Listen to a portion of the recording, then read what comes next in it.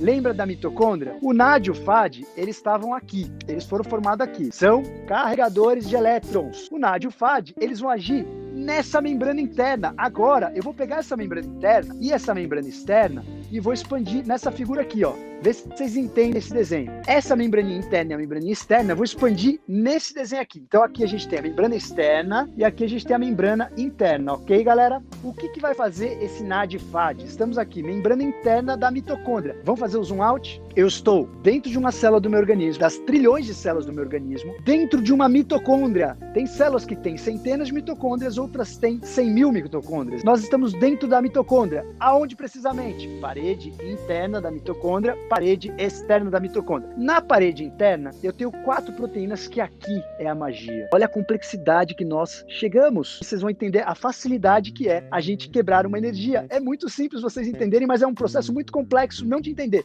mas de evoluir. Imagina como isso chegou nesse ponto. Vamos lá. Membrana interna. A gente tem 4 proteínas de membrana e uma molécula muito importante que eu já vou contar para vocês. Essas proteínas de membrana que fazem a mágica, porque elas vão começar a jogar elétrons de uma para outra, por isso que isso aqui também chama-se cadeia transportadora de elétrons, é como se fosse uma brincadeira de batata quente, um vai passando para outro, um vai passando para outro. Quando esses elétrons vão correndo uma para outra, essas bombas vão jogando hidrogênio aqui para dentro. Por que jogando hidrogênio aqui para dentro? Vocês já vão entender o porquê que a gente precisa fazer isso. A gente precisa criar um gradiente, a gente precisa criar uma diferença de concentração de hidrogênio daqui para cá. Por que isso, Doctor? Sai da química maçante e vamos pensar agora na natureza. Você já visitou alguma usina hidrelétrica? Quem já visitou uma usina hidrelétrica sabe que a usina hidrelétrica funciona o seguinte. Você tem aqui, ó, uma altura, uma cachoeira, tá? Cachoeira caindo, e aqui você tem um redemoinho. Essa coisa girando vai gerar energia. Então você tem aqui a água caindo aqui, a diferença de altura da água daqui para cá é a energia potencial, né? Através da altura, o deslocamento dessa água com a força de gravidade vai rodar essa turbina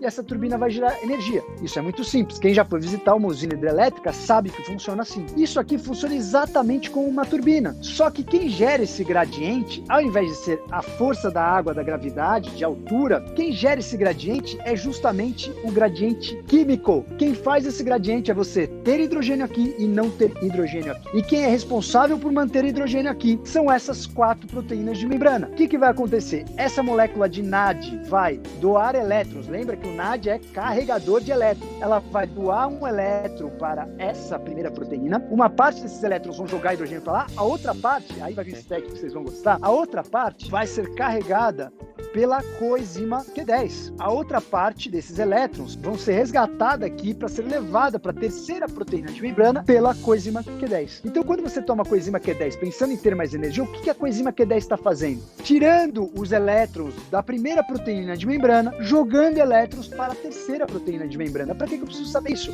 Tem várias coisas que podem impedir esse mecanismo. Por exemplo, se você toma beta-bloqueador. Por exemplo, se você já passou dos 30 anos e não produz sua coenzima Q10 bacana. Por exemplo, se você tem uma dieta plant-based, você não tem muito bom suporte de vitamina Q10. Vitamina não, a coenzima Q10. A gente pode chamar a coenzima Q10 de vitamina? A partir dos 30 pode, porque a gente tem que comer, a gente não consegue produzir. Até os 30 a gente consegue produzir bacana. Então, a coenzima Q10 faz parte da cadeia transportadora de elétrons. O FAD, ele vai agir nessa segunda proteína de membrana. O que o FAD vai fazer aqui? O FAD vai fazer com que essa também, elétron, vá para a coenzima Q10 para ser levada para a proteína de membrana 3. Aqui eu vou colocar mais um asterisco. Do modafinil, que é a pílula da inteligência, o Viagra do cérebro. Uma das coisas que o modafinil faz, foi descoberto recentemente pela ciência, porque todo mundo achava, só estimula a dopamina, etc. O modafinil, ele age numa molécula que está nesse terceiro complexo, que chama citocromo C. O modafinil faz com que esse citocromo funcione de uma forma elegantérrima. O modafinil faz com que esse citocromo consiga produzir mais hidrogênio.